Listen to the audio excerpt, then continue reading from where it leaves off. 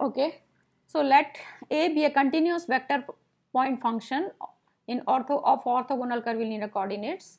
Okay, u1, u2, u3. Then you can write vector A.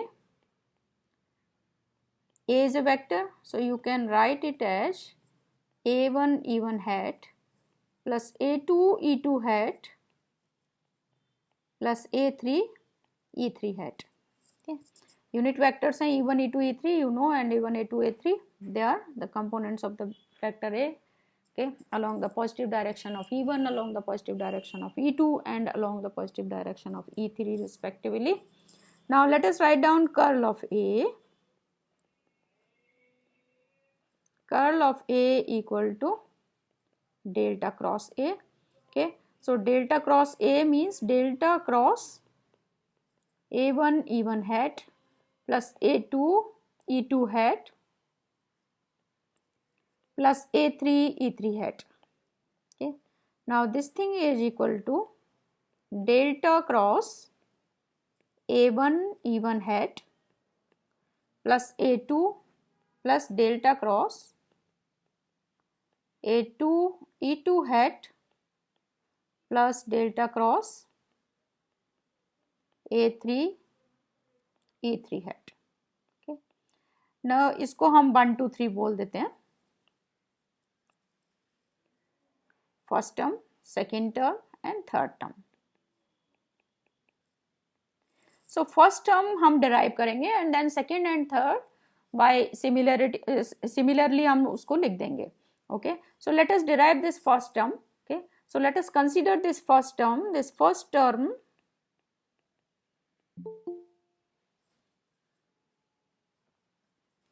ये क्या है हमारी delta cross A1 E1 hat. Now this is equal to delta cross. Okay, now we know that delta U1 वो क्या आया था, delta U1 equal to E1 hat by H1, ये आया था हमारा. Okay, so from there you can write E1 hat. E1 hat क्या है, E1 hat is A1 तो एज इट इज आ जाएगा. This is H1 delta U1. Okay, so we substitute value of E1 hat. Now this thing equal to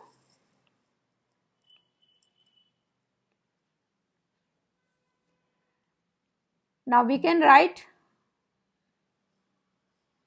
we can use the identity. Identity says curl of phi A, curl of phi A. Phi is for scalar and A is for vector, you know already. So phi curl A plus grade phi cross A. okay, और अगर उसमें लिखना चाहो तो this is delta cross phi A equal to phi delta cross A plus grad phi cross A, चाहे जिस form में लिख लो. ओके, ये सेम चीज ही है.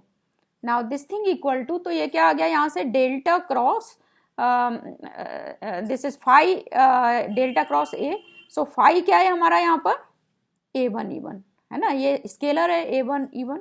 सो A1 H1 okay, and delta cross A, so delta cross A क्या है हमारा यहाँ पर, वेक्टर डेल्टा U1.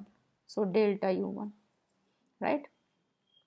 सो A1 H1 delta cross delta U1 plus grad phi, तो grad phi, so phi is A1 H1 okay, cross product of this with A and A is our delta U1. ये आ गया हमारा, right. Now again we know that curl grade phi equal to 0. Okay, so this means delta cross delta phi equal to 0. Okay, so if delta cross delta phi equal to 0, तो ये क्या आ जाएगा यहाँ पर, delta cross this thing equal to 0.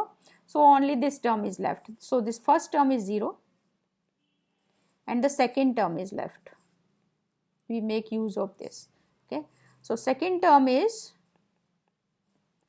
A1 H1 cross delta U1, right? Now this thing equal to, ये क्या है हमारा, this is gradient. Okay, so gradient की definition we can use. Gradient की क्या थी definition? In orthogonal curvilinear coordinate system, E1 hat by H1 delta phi over delta U1 plus E2 hat by H2 delta over delta U2 plus E3 hat by H3 delta over delta U3 and phi हमारा क्या है यहाँ पर, A1 H1, we can write down its we can write it outside, and then cross product of this with delta U1, and delta U1 क्या था हमारा यहाँ से, delta U1 is E1 hat by H1. okay, so ये cross product है यहाँ पर. So cross product का यहाँ पर क्या मतलब है, देन अब क्रॉस प्रोडक्ट को लगाओ तो E1 cross E1 is 0, E2 cross E1 is minus E3. So minus E3 मैं यहाँ पर लिख रही हूँ, माइनस E3 के, और क्या आ जाएगा H2 H1 H2, सो H1 H2, राइट. और क्या आ जाएगा delta over delta U2 A1 H1, एक तो ये टर्म आ गई. और ये E3 क्रॉस E1 क्या आ जाएगा E2. सो E2 मैं यहाँ पर लिख रही हूँ E2 by H3 H1 delta over delta U3 A1 H1. तो ये टर्म आ गई हमारी. ओके, ये आ गई E2 hat by H3 H1 del over del U3 A1 H1 minus E3 hat H1 H2 del over del U2 A1 H1. So ये first term आ गई हमारी. फर्स्ट टर्म हमारी क्या थी, delta cross A1 E1 hat. Similarly write down for the second term, this is our first term delta cross A1 E1 hat. Okay, now let us write down second and third term. तो यहाँ से देख के लिख सकते हैं हम. कैसे लिख सकते हैं, देख कर लिखो. तो ये क्या है E2 E3, तो क्या आएगा E3 E1 then E1 E2. Okay, सो E3 E1, तो मैं यहाँ पर E3 लिख देती हूँ, E2 E3 E3 E1.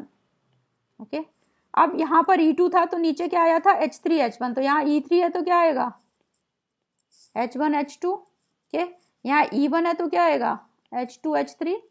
Now delta over delta U मैं ऐसे लिख देती हूँ, delta over delta U. And अब यहाँ पर क्या है A1 H1, सो यहाँ आएगा A2 H2, यहाँ आएगा A2 H2. ओके, एंड यहाँ देख रहे हो कि यहाँ 3 है तो यहाँ 3 आया है, यहाँ 2 है तो यहाँ 2 आया है, तो यहाँ 1 है तो ये 1 आ जाएगा, या 3 है तो ये 3 आ जाएगा. ठीक है ना, लिख सकते हो ना देख के. अब delta cross A3 E3 hat similarly लिख दो, तो A3 E3 हैट क्या आ जाएगा, then this is minus b in between. Okay, E2 E3 E3 E1 and E2, so E1 and E2 यहाँ लिख दो सबसे पहले. देन E1 है तो नीचे क्या आएगा H2 H3, यहाँ क्या आएगा H1 H3, यहाँ क्या आएगा डेल ओवर डेल U2, क्योंकि यहाँ E2 है इधर, सो U2. और A2 की जगह क्या आ जाएगा A3 H3. सिमिलरली यहाँ पर क्या आ जाएगा डेल ओवर डेल, यहाँ पर E1 है तो यहाँ U1. Okay, del over del A3 H3. Okay, so तीनों टर्म आपने लिख दी. एक टर्म आप निकालते हैं, दूसरी एंड तीसरी टर्म आप सिर्फ देखकर ही लिख सकते हैं. Okay, now rearrange these terms.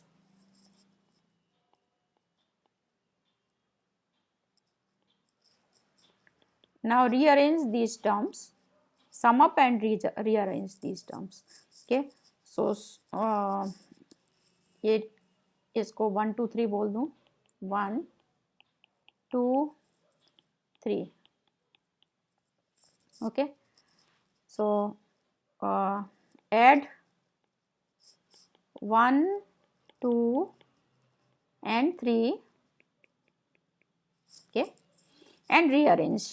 तो हम इसको rearrange कर देते हैं, then add करके हम rearrange करेंगे तो हमारा क्या आ जाएगा, so this plus this तीनों term आ जाएंगी and then rearrange.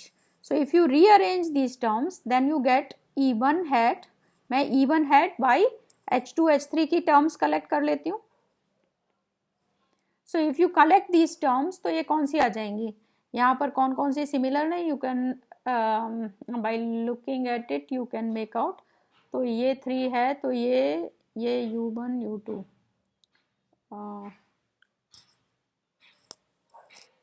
3 है, 3 है, तो ये 3 है, ये वाला 3 है, ये 3 है, H2 H3.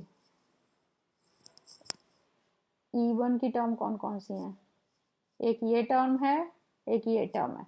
सो राइट डाउन. तो ये क्या आ जाएगी आपकी, डेल ओवर डेल U2. मैं यहाँ पे कलेक्ट कर देती हूँ, del over del U2. Okay, and A3 H3 minus del over del U3 A2 H2.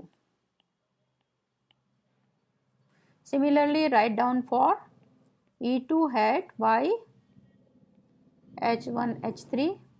So E2 hat by H1 H3 की भी इसी तरह से दो टर्म है. Sir let us write down, del over del U3 A1 H1 minus del over del U1 A3 H3. Okay, plus similarly this third one के लिए कर दो. सो H1 H2 और ये क्या आ जाएगी, del over del U1 A2 H2 minus del over del U2 A1 H1. So या आपने टर्म्स कलेक्ट कर ली, and if you write down this expression in a determinant form then this can be written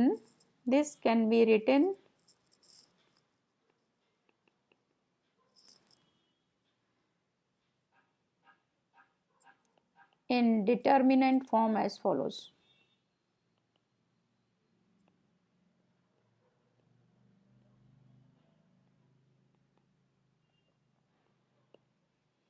Okay, curl of A, curl A, which is equal to delta cross A.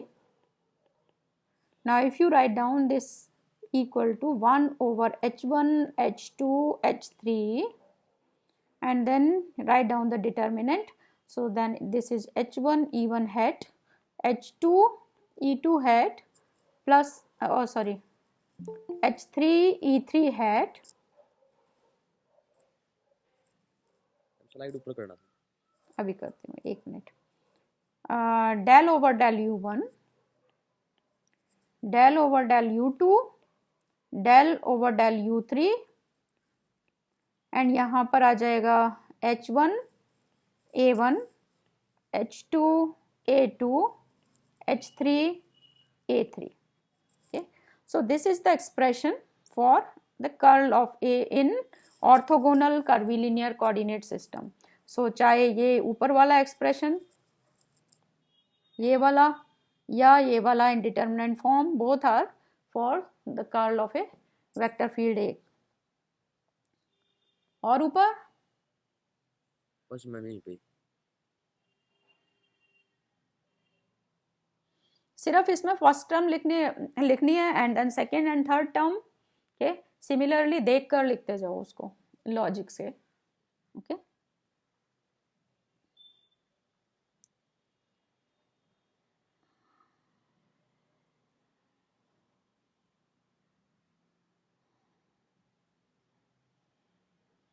so now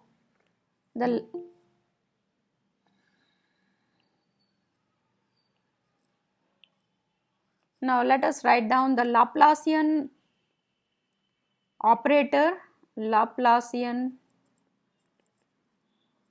operator in orthogonal curvilinear coordinate system. Okay, so Laplacian operator क्या होता है हमारा, do you remember? Delta square, right? So now you know by definition of grad. So let us write down grade phi. So grade phi क्या होती है हमारी, E1 hat by H1 delta phi over delta U1 plus E2 hat by H2 delta phi over delta U2 plus E3 hat by H3 delta phi over delta U3. Okay, we know this expression for gradient of phi in orthogonal curvilinear coordinate system. अब हमारा grad phi क्या होता है, gradient of a scalar field is always a vector field, so it is a vector. So let us assume that grad phi equal to A. Now because A is a vector, so we can write it in component form. So A is, let us say, A1 E1 hat plus A2 E2 hat plus A3 E3 hat. Okay, now if I take the divergence of this vector, तो ये क्या होगा, divergence A, okay, और divergence A is delta dot A and A हमारा grade phi है, so delta dot grade phi, so ये delta square phi हो जाएगा.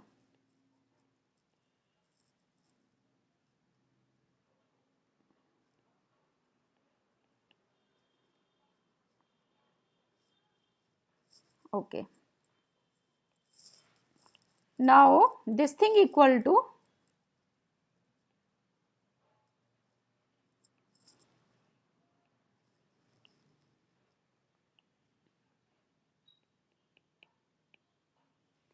now this thing equal to delta dot A, this is divergence of a vector A. तो divergence of a vector A क्या होता है, divergence of a vector A in orthogonal curvilinear coordinate system is 1 over H1 H2 H3 और फिर क्या था ये, del over del U1 A1 H2 H3 plus del over del U2 A2 H3 H1 plus del over del U3 A3 H1 H2, ये था हमारा, right? Okay, this is by definition of a divergence of A in curvilinear coordinate system. So now if you substitute value of A1, A2 and A3, if you compare these two equations, if we compare these two equations, okay, and then we write down the expression for A1, A2 and A3, okay, then you get this thing equal to, यहाँ से A1, A2, A3 क्या आएंगे, if you compare these two equations, equation number A and B बोल दो, equation number a and b, तो A1 की value क्या आएगी, now by comparing equations a and b, तो A1 क्या आ जाएगा हमारा, A1 equal to 1 over H1 del phi over del U1. Similarly, you get A2 equal to 1 over H2 del phi over del U2. A3 equal to 1 over H3 del phi over del U3. Now let us make use of these things and substitute value of A1, A2, A3 in this equation. Equation number, let us say C. Okay. So substitute value of, now substituting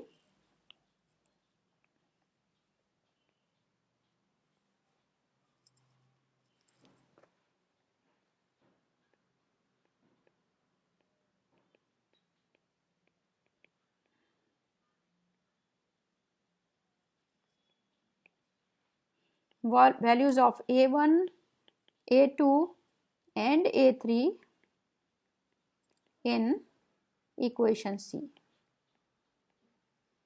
Okay, so if you substitute value of A1, A2, A3 in equation C, then you get this thing equal to delta square phi, which is equal to 1 over H1, H2, H3 और ये क्या आ जाएगा आपका del over del U1 and A1 की value रख दो। तो A1 की वैल्यू रखी तो क्या आया आपका, यहाँ पर H2, H3 तो है ही, तो H2, H3 and divided by H1, so H2, H3 by H1 and delta phi over delta U1 plus del over del U2। Okay, यहाँ पर रखो A2 की वैल्यू, सो A2 तो H3, H1 by H2 del phi over del U2 plus del over del U3 H1 H2 by H3 del phi over del U3, and this expression is your expression for the Laplacian operator in orthogonal curvilinear coordinate system. So हमने 4 expression पता कर लिए। जो 4 expression हमने vectors में वहाँ learn किए थे, ये ऑर्थोगोनल कर्वीलिनियर कोऑर्डिनेट सिस्टम में भी हमें पता चल गए। सो 4 एक्सप्रेशन अब हमारे कौन से हैं, मैं इनको टुगेदर लिख देती हूँ। Okay, so gradient phi, now we know these 4। एक सेकेंड, हाँ ठीक है। Yes, sir.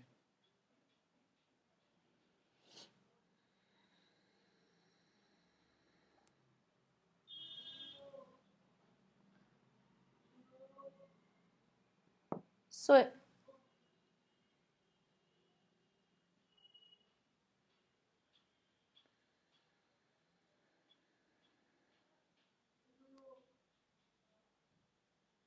Yes, sir. okay,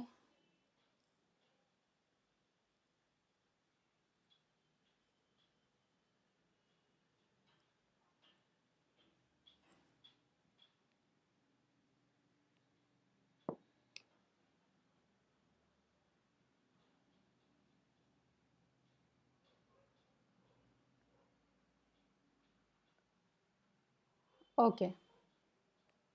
सो हमने कौन कौन से एक्सप्रेशन, हमारे कौन कौन से एक्सप्रेशन आ गए, ग्रेडियंट फाई, ओके, और क्या था हमारा gradient phi which is equal to grad phi which is equal to क्या आया था हमारा, E1 hat by H1 del phi over del U1 plus E2 hat by H2 del phi over del U2 plus E3 hat by H3 del phi over del U3। एक ही expression आया हमारा grade का, और हमारे del U1 del U2 के expression थे E1 hat by H1 del U2 equal to E2 hat by H2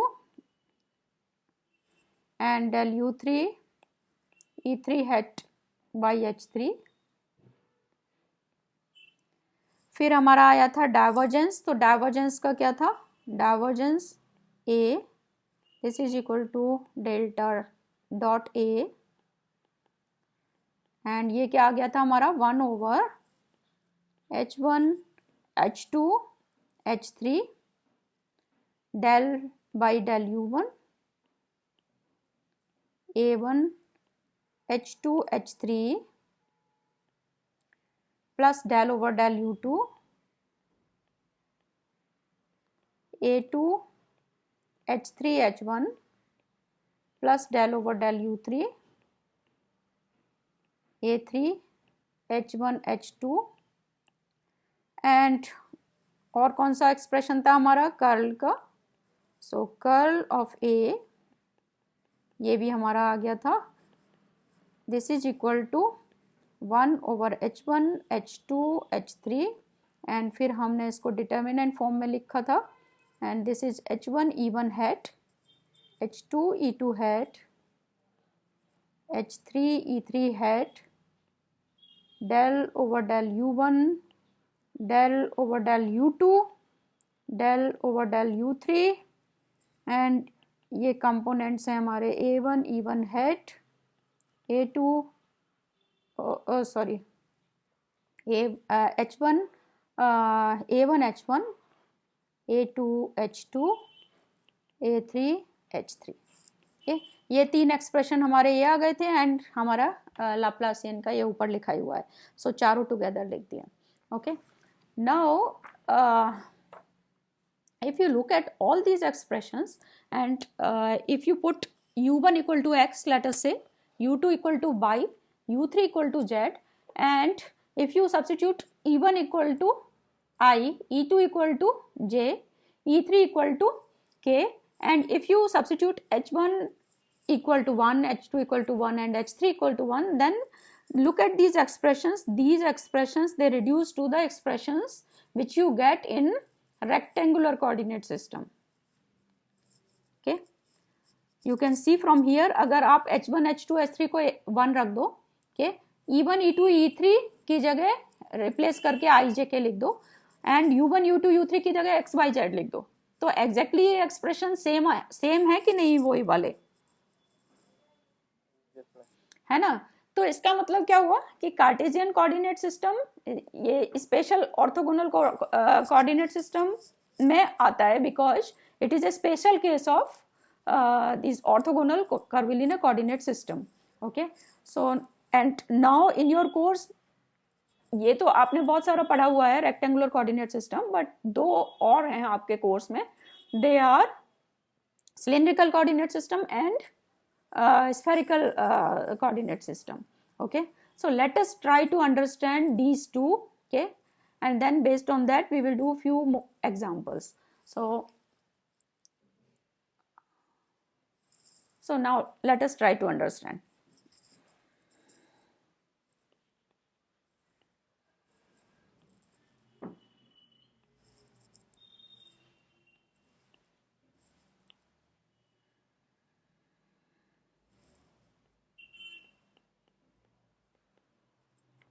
special orthogonal curvilinear coordinate systems.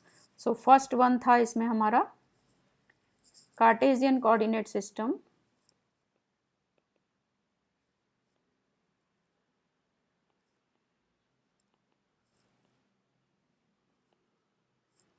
okay, so this is a trivial example because if you put everything 1 then you get this.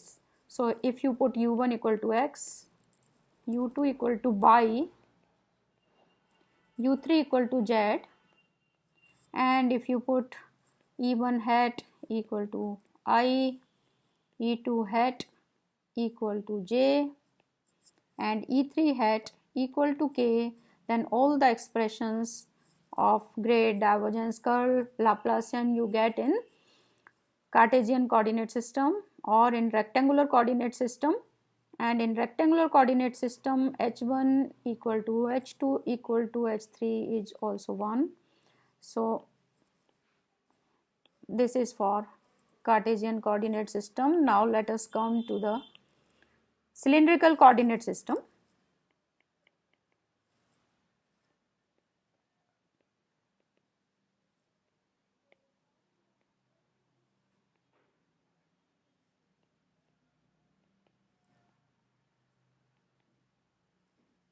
Okay, so let us consider, to understand this, let us consider a cylinder. ये अनुज जिस पर ए लिखा है वो हमारी class का है?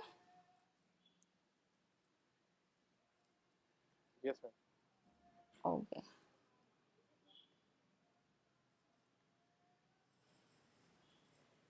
Okay, आधी क्लास के बाद आ रहे हैं बच्चे। सो लेट अस वो ग्रुप पे 250 डाल दिया था, तो आई थिंक सारे कंफ्यूज हो गए। लेकिन फिर दोबारा ग्रुप पे डलवा दिया था मैंने। मैं अभी मैसेज देखा था। अच्छा हाँ मैम, वो यूजुअली जब ऐसे होता है तो लीव करके चले जाते हैं ना हाँ, खाना अच्छा खाने, या अच्छा तो अच्छा अच्छा।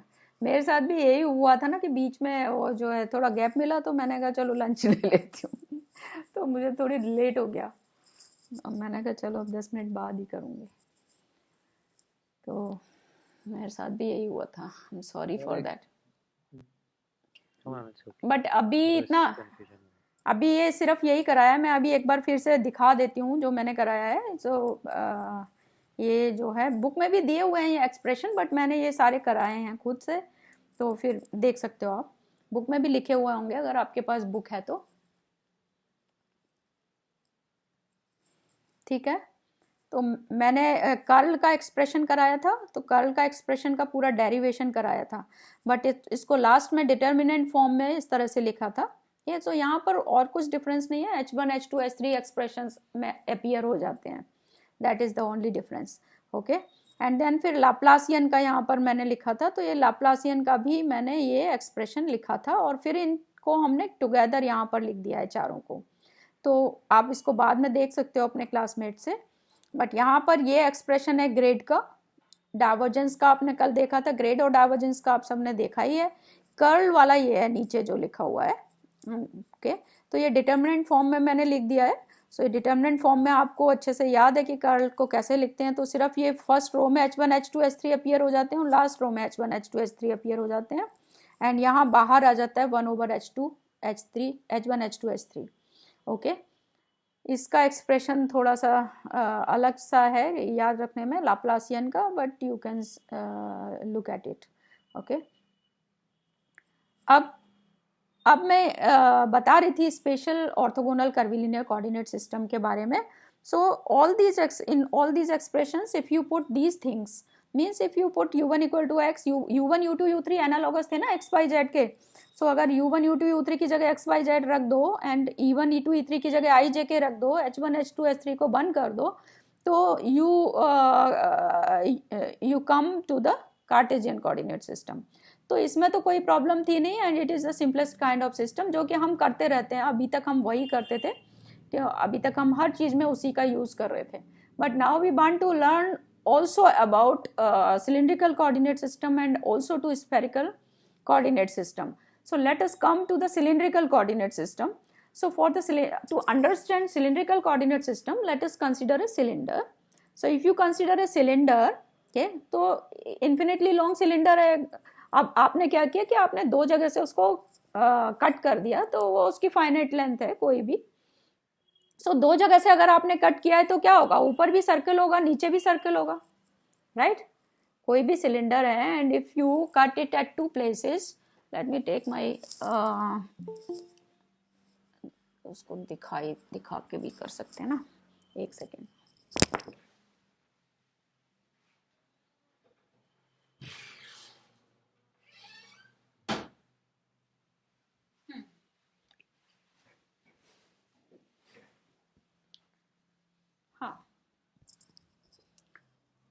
So if you for example if you consider a cylinder, okay, तो सिलेंडर है, अगर आपने वो इन्फिनिटली लॉन्ग सिलेंडर है, तो आपने क्या किया कि उसको दो जगह से कट कर दिया, तो यहाँ पर भी ये सर्कल होगा और नीचे भी ये बेस पर भी सर्कल है, right? And now you put the cylinder in such a fashion so that the axis of the cylinder, axis कहाँ होगी इसकी बीच में, axis of the cylinder coincides with the z axis। okay, हमने क्या किया, we consider a cylinder, now we put the cylinder in such a fashion so that the axis of the cylinder coincides with the z axis। okay, अब हम क्या करते हैं, we consider a point on the surface of this cylinder।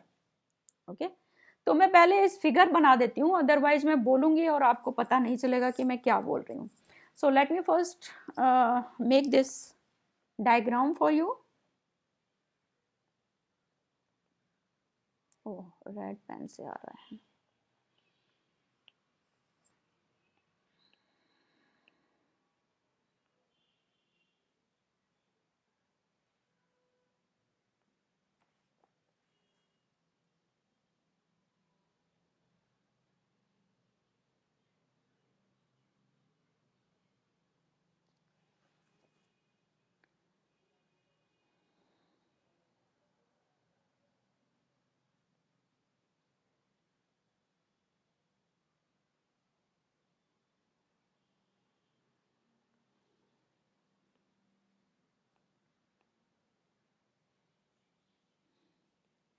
हमें जो भी चीज़ पता होती है हम दूसरी चीज़ को उसी से समझने की कोशिश करते हैं। तो यहाँ पर मैं एक्स वाई जेड एक्सिस बना दिया है, okay. And now let us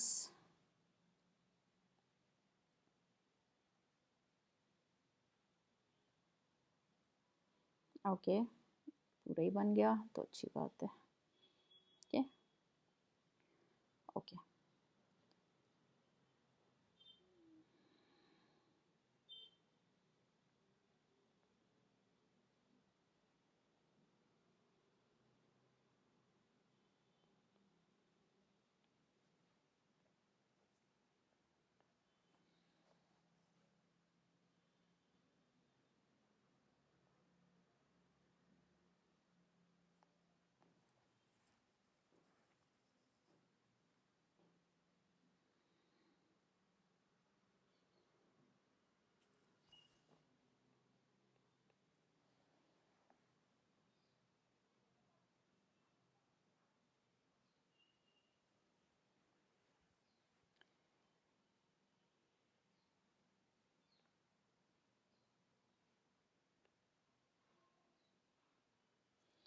okay so मैंने अभी तक जो बोला था उसे मैंने बना दिया है। हमने क्या किया कि एक सिलेंडर लिया, okay, we consider a cylinder and we put the cylinder in such a fashion so that the axis of the cylinder coincides with the z axis.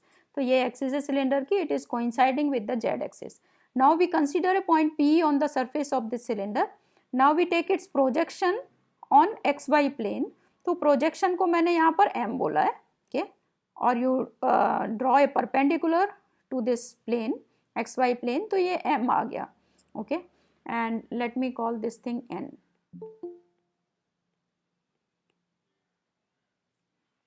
Okay, now the distance from O to M is, let us say, rho, okay, and the angle which it makes with the x axis is, let us say, phi, okay.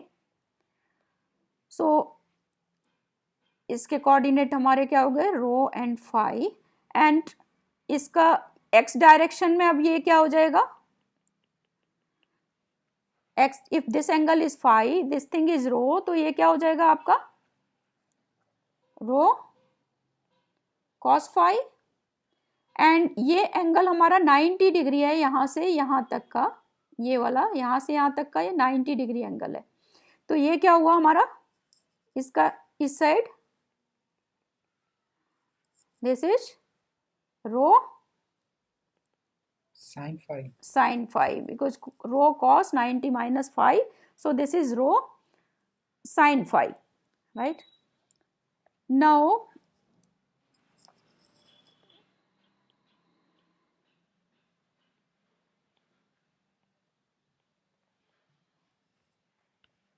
okay,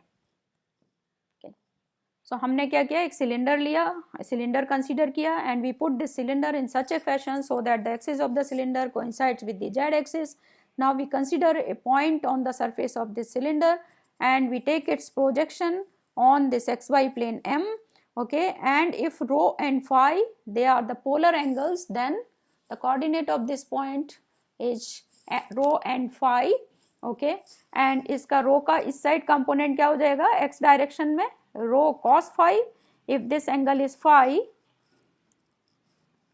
so therefore these are related to the coordinates x and y by the relation x equal to rho cos phi, y equal to rho sin phi, and z equal to z, right? So rho, phi and z, they are known as the cylindrical coordinates, okay, rho, phi and z, okay, they are known as cylindrical coordinates, okay. तो यहाँ cylindrical coordinates कौन से हुए, u1 equal to rho, u2 equal to phi and u3 equal to z, okay, they are the cylindrical coordinates of P. अच्छा, अब एक और question तुम्हारे माइंड में आ सकता है कि वहाँ पे जैसे एक्स वाई जेड में होता था, वहाँ पे 3 सरफेसेस होती थी आपकी, कौन कौन सी होती थी आपकी, X Y plane, Y Z plane and Z X plane, Z X plane. तो एक्स वाई प्लेन का क्या मतलब होता था that on X Y plane Z is constant, at Z equal to constant you have X Y plane. Okay, so अगर यहां पर क्या होगा, यहां पर भी 3 प्लेन होने चाहिए, तो वो कौन कौन से हैं, तो वो कौन कौन से हैं, तो एक तो रो इक्वल टू कांस्टेंट पे होना चाहिए, एक फाई इक्वल टू कांस्टेंट पे होना चाहिए, और एक जेड इक्वल टू कांस्टेंट पे होना चाहिए, राइट। सो अगर रो इक्वल टू कांस्टेंट है, इसका मतलब क्या हुआ सिलिंड्रिकल कोऑर्डिनेट में, रो इक्वल टू कांस्टेंट का क्या मतलब हुआ कि सपोज मैं रो की वैल्यू ले लेती हूँ 1, तो एक आपका सिलेंडर है, और ये क्या है आपका, बेसिकली ये सिलेंडर का रेडियस ही तो है। आपने क्या किया कि सरफेस पे कोई पॉइंट लिया ना, आपने कोई सिलेंडर लिया और उस सरफेस पे पॉइंट लिया, तो यहाँ ओरिजिन से इसकी यहाँ पे जो भी डिस्टेंस है, तो ये क्या हुआ आपका, बेसिकली तो ये रेडियस हुआ ना। तो ये रेडियस अगर आपने 1 ले लिया तो आपका एक सिलेंडर होगा, फिर अगर मान लो रेडियस को मैंने 2 ले लिया तो दूसरा सिलेंडर होगा, राइट। सो ये किस तरह का की सरफेसेस हैं, ये these are cylinders coaxial with the Z axis. Means coaxial का क्या मतलब है, जिनकी एक्सिस सेम है, एक के अंदर एक सिलेंडर रखे हुए हैं, एक सिलेंडर है फिर उसके अंदर एक सिलेंडर है, फिर उसके अंदर एक सिलेंडर है, उसके अंदर एक सिलेंडर है। समझ में आया मैं क्या बोल रही हूँ? Yes ma'am. ओके, एंड दूसरा क्या है, phi equal to constant. Phi equal to constant का क्या मतलब हुआ, फाई हमारा कौन सा एंगल है, ये एंगल है, दिस एंगल इज फाई। तो फाई का मतलब क्या हुआ कि ये जो प्लेन है, ये तो सर्किल है ना ऊपर पूरा, तो ये जो प्लेन है आपका, ये जैसे आपका किवाड़ है, मान लो ये इस तरह का किवाड़ है कोई, के किवाड़ तो जानते हो ना हिंदी में, दरवाजा, गेट। अब गेट है वो एक जगह रखा हुआ है, ऐसे गोलाई में उसको घुमा सकते हैं आप, किसी गेट को ऐसे गोलाई में घुमा सकते हैं, पार्क वगैरह में देखे होंगे आपने, है ना। तो आपने तो पार्क में देखे हैं, तो आप एक एंगल पे हैं, तो फाई कांस्टेंट है जो भी है आपका। अब आपने क्या किया कि उसको हिला दिया, तो दूसरा एंगल हो गया ना फाई का, करेक्ट। Yes ma'am. फिर तीसरा एंगल हो गया, तो फाई 0 से लेके 2 पाई तक घूम सकता है। तो these are planes through the Z axis. ये प्लेन कहां से जा रहा है, जेड एक्सिस पर ऐसे है ना, तो planes through the Z axis. Okay, and तीसरा तो आपको पता है, तीसरा क्या है, Z equal to constant. Z equal to constant का मतलब is planes perpendicular to Z axis, means X Y plane होता है ना, जेड इक्वल टू कांस्टेंट है, तो this means planes perpendicular to Z axis. But ma'am rho अगर constant हुआ तो वो कोएक्सिस सिलेंडर्स में, वो तो समझ में आया। हाँ, बट मैम प्लेन कौन सा बना? अभी आपको दिखाती हूँ, वीडियो दिखाती हूँ, मैं इसे क्लोज कर रही हूँ, इसको मैं अच्छे से बताना चाहती हूँ, ये कॉन्सेप्ट बहुत अच्छा है और क्लियर होना चाहिए। So I stop this one and I share one video with you, जिसमें कि आवाज़ नहीं है, तो उसको मैं बताती जाऊंगी। सिर्फ इस फिगर को आप अगर आपने अपनी कॉपी में बना लिया है तो इसको कॉपी में बना लो, ओके। एंड नहीं बनाया तो अभी बना लो। बना लिया है, इसको मैं क्लोज करूं, स्टॉप करूं? Yes ma'am. Okay, so I am going to stop this one, और मैं एक वीडियो शेयर करती हूँ।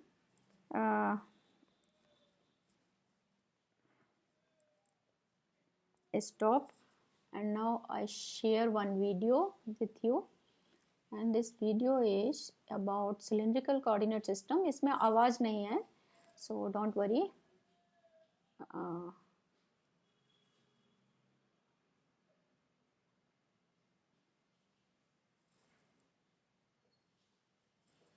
हाँ, इससे एकदम क्लियर हो जाएगा आप लोगों को।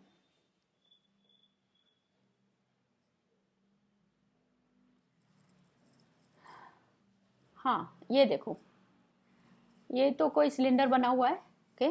तो मैंने आपसे बोला था कि we put this cylinder in such a fashion so that the axis of the cylinder coincides with the Z axis, okay. तो जेड चली जा रही है माइनस इन्फिनिटी से प्लस इन्फिनिटी तक है, लेकिन ये यहाँ पर आपने 2 जगह कट किया, तो यहाँ पर भी ये सर्कल है और नीचे भी ये सर्कल है। Now let us play it further.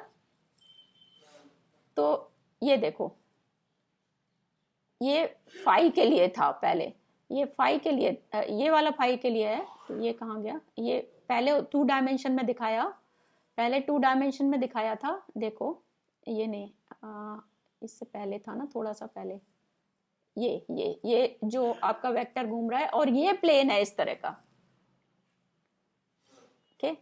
तो फाई 0 से लेके 2 पाई तक जा रहा है, और ये कौन सा प्लेन है, ये क्या है, when the z is constant, तो ये एक्स वाई प्लेन है ना, एक्स वाई प्लेन को ये अगर z इक्वल टू कांस्टेंट पे एक वैल्यू है, फिर z इक्वल टू उस पर दूसरी वैल्यू, फिर तीसरी वैल्यू, तो ये इस तरह से है, नीचे से ऊपर तक जा रहा है, राइट।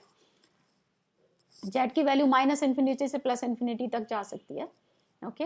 एंड और कौन सा है, ये वाला। अब ये तीनों एक साथ दिखा दिए हैं इसने, ये वाला देखो, इसको देखो, फिर से चलाती हूँ, ये बीच में दिख रहा है तुमको, ये देखना, अभी रुको, ये वाला, ये दिख रहा है तुम्हें बीच का रेड वाला पोर्शन, है ना।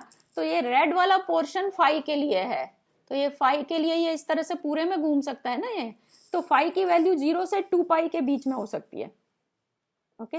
और ये जो है यहां से यहां तक का डिस्टेंस, ये रो है तुम्हारा, ये जो डिस्टेंस है ये रो है ना, ये जो नीचे इसका ये रेडियस है ये रो है, ओके।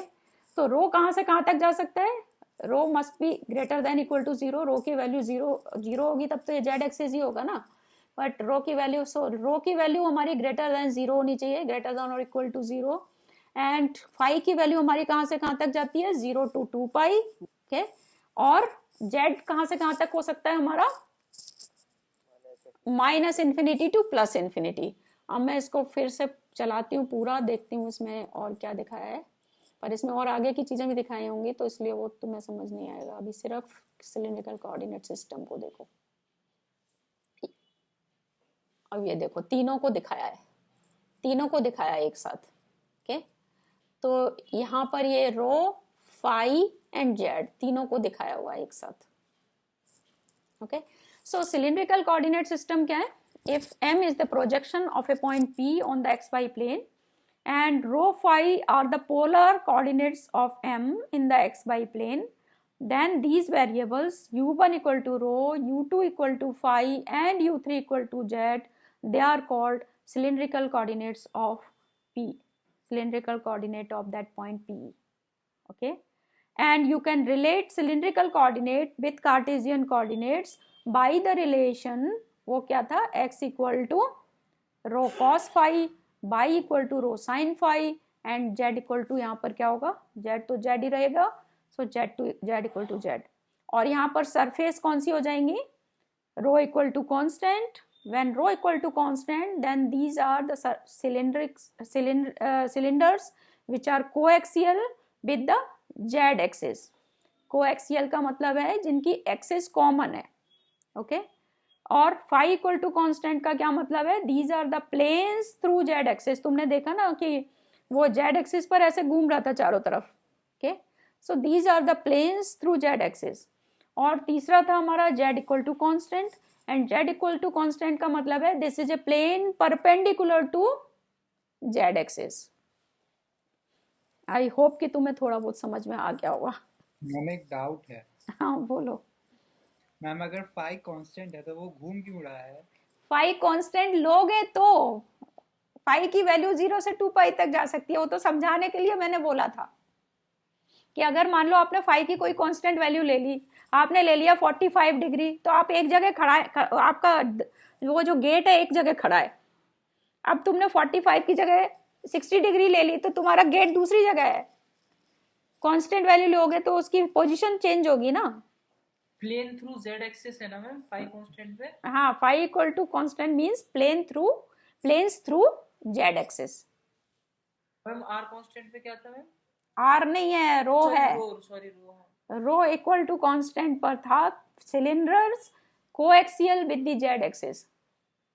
दीज आर कौन सी सरफेस हुई, सिलेंडर्स की coaxial with the Z axis, means एक के अंदर एक सिलेंडर रखा है, ये एक सिलेंडर है, एक के बाहर एक सिलेंडर मान लो, चाहे एक के अंदर एक सिलेंडर मान लो, okay. These are the cylinders coaxial with the Z axis. आज आई थिंक यहीं पे स्टॉप कर रहे हैं ना। आ गया समझ में आ गया समझ में? मैम बस थोड़ा रो का कंफ्यूजन हो रहा है। अच्छा, फिर से इस वीडियो को दिखाती हूँ और ध्यान से फिर से देखो। ओके, रो का मीनिंग है कि रेडियस कांस्टेंट है इसका बस। देखो फिर से और दिखाती हूँ, अभी पता चलेगा। देखो इसमें 3 डायमेंशन में तुम्हें दिखेगा ना, तो तुम्हें जल्दी समझ में आएगा। ये देखो, ये तो अच्छा है कि ये है, नहीं तो इसमें समझने में बड़ी प्रॉब्लम होती है बच्चों को।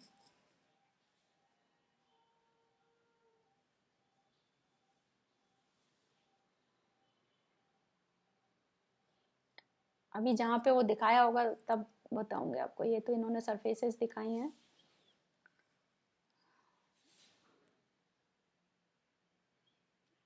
इस वीडियो को बहुत ढंग से नहीं बनाया है, पर 3 डायमेंशन में वो ठीक ही दिया है फिर भी। हाँ ये है, ये वाला था। ये देखो, इसको ही चलो ले लो। ये देखो, तो ये तो सिलेंडर है तुम्हारा, यहाँ पे बनाया हुआ है सिलेंडर। ये सिलेंडर पूरा नहीं बनाया है, यहाँ पे हाफ बना दिया है, कोई बात नहीं है। तो ये सिलेंडर की सरफेस है ना, जो यहाँ पर सर्कल है। सिलेंडर है तो ऊपर भी सर्कल होगा ना, नीचे भी सर्कल होगा, होगा कि नहीं? Yes ma'am. हाँ, तो सिलेंडर है तो ऊपर भी सर्कल है, नीचे भी सर्कल है। तो सिलेंडर की सरफेस के ऊपर यहाँ कहीं पॉइंट ले लिया। मैं दिख रही हूँ क्या आपको? Yes ma'am. तो सिलेंडर की अगर पॉइंट यहाँ पे किसी सरफेस के ऊपर पॉइंट लिया, तो ओरिजिन से उसकी डिस्टेंस या इस एक्सिस से इसकी डिस्टेंस क्या हुई?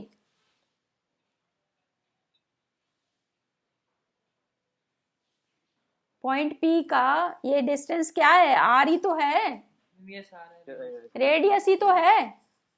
और अब आपने क्या किया है कि इसी का पॉइंट का यहाँ पे परपेंडिकुलर यहाँ डाल दिया, जिसको कि मैंने एम बोला हुआ है। ये इसको परपेंडिकुलर मान लो, यहाँ डाल दिया आपने, इसको एम बोला है, इसका प्रोजेक्शन यहाँ आ गया एम, इस पॉइंट को एम बोला है मैंने, ठीक है ना? तो ये पॉइंट अगर एम है तो ये वाली डिस्टेंस क्या हुई? अगर ये रो है तो ये भी तो रो ही हुई कि नहीं? मैम अगर ये रो है तो यहाँ पर इस एंगल को तुमने फाई बोला है, ये एंगल है जो कि ये एक्स एक्सिस से बना रहा है। तो ये वाला डिस्टेंस क्या हुआ? यहां से इसको लिया अपने रो कॉस फाई, और ये एंगल टोटल 90 डिग्री का है एक्स और वाई के बीच में, तुमको पता है। ये तिरछा दिखता है पर तिरछा तो नहीं होता ना, ये 90 डिग्री का एंगल होता है इसमें। तो ये रो कॉस फाई है, तो ये क्या हुआ? रो कॉस 90 माइनस फाई, तो रो साइन फाई आ गया। तो ये वाला जो आएगा बाई एक्सिस पर वो रो साइन फाई आ जाता है, और एक्सिस पर रो कॉस फाई आ जाता है। तो इसलिए हम रिलेट कर पाते हैं उनको कि that x equal to rho cos phi, by equal to rho sine phi, और जेड जेड ही रहता है इसमें, ठीक है? अच्छा इसमें हाँ रो इक्वल्स टू कांस्टेंट, तो मैम एक ही सिलेंडर बनेगा ना? हाँ, तो बेटा समझाऊं कैसे आपको? यही तो आपको बता रही हूँ कि रो इक्वल टू इस पे एक सिलेंडर होगा। अब रो की दूसरी वैल्यू ले ली तो दूसरा सिलेंडर आ गया। तो रो की वैल्यू ग्रेटर देन 0 से कुछ भी हो सकती है, 1 2 3 4 5 से लेके जा सकती है वो इन्फिनिटी तक। तो इन्फिनिटी में कोई सिलेंडर है तब तो मतलब कैसे करोगे उसको? तो कोई रो की वैल्यू, इसका मतलब क्या हुआ? Rho should be greater than equal to 0, phi lies between 0 and 2 pi, और जेड की वैल्यू क्या होती है? माइनस इन्फिनिटी से प्लस इन्फिनिटी तक। और अच्छा इसमें यूनिट वेक्टर्स कैसे दिखाएंगे? यूनिट वेक्टर्स उसमें तो तुम दिखा देते हो कार्टेशियन कोऑर्डिनेट में, तो आई जे के उसमें दिखते हैं। तो इसमें तो दिखाना मुश्किल होता है, तो हम सिंबॉलिकली बना देते हैं। सिंबॉलिकली बनाने का क्या मतलब है? They are in the increasing direction of e rho, e phi and e z. वहां पर जैसे E1 E2 लिखते हैं, ऐसे ही यहाँ पे हम ई rho, e phi, E Z भी लिख सकते हैं सिंबल्स, सो दैट कि हमें पता रहे कि ये सिलेंड्रिकल कोऑर्डिनेट में है, क्योंकि हम और भी कोऑर्डिनेट सिस्टम पढ़ने वाले हैं। Okay, although E1 E2 E3 भी लिख रहे हो सिलेंड्रिकल कोऑर्डिनेट में, तब भी कोई प्रॉब्लम नहीं है अगर अकेले सिलेंड्रिकल कोऑर्डिनेट में तुम वर्क कर रहे हो तब। लेकिन it's better to write down e rho, e phi and e z. Okay, तो रो फाई जेड ये जो है वो cylindrical coordinate system, cylindrical coordinates कहलाते हैं। ओके, मैम जैसे रो कांस्टेंट पे एक प्लेन था जो z एक्सिस से जा रहा था, और r कांस्टेंट पे मैम वो जो प्लेन होगा वो पूरा एक सिलिंड्रिकल प्लेन होगा ना मैम? आर कहाँ है बेटा, इसमें मैंने Sorry, आर मतलब बोला रो। ही नहीं है। दल दीजिए मैम, रो सॉरी, हाँ। कांस्टेंट पे। रो कांस्टेंट का मतलब है कि तुम्हारा एक सिलेंडर की सरफेस है कोई भी, ओके मैम। अब दूसरा रो ले लिया तो तुम्हारी दूसरे सिलेंडर की सरफेस है। ओके, तीसरा रो है तो तीसरे सिलेंडर की सरफेस है, आ गया। ये है।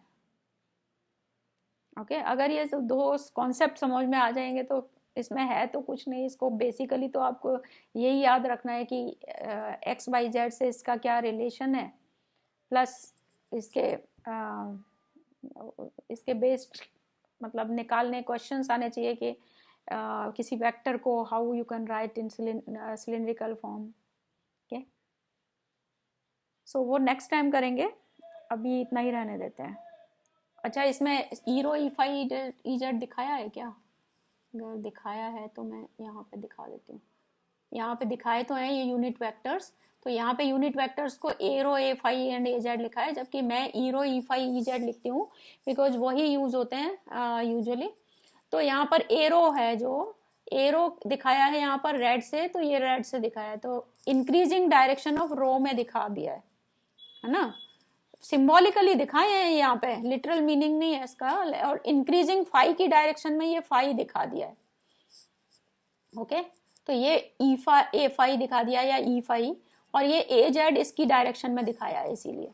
तो यहाँ यूनिट वेक्टर्स ये होते हैं e rho e phi and e z, and symbolically इसको इस तरह से दिखाया हुआ है। So now let us stop here for today, and next time फिर हम इसको करेंगे cylindrical and spherical polar coordinates को फिर। ठीक है, ये वीडियो देख के कुछ तो पता चल गया? Yes ma'am. Good. Okay, so we meet tomorrow, ठीक है? Thank you ma'am, okay, thank you, bye bye. बहुत इफेक्टिव क्लास थी। Okay, thank you.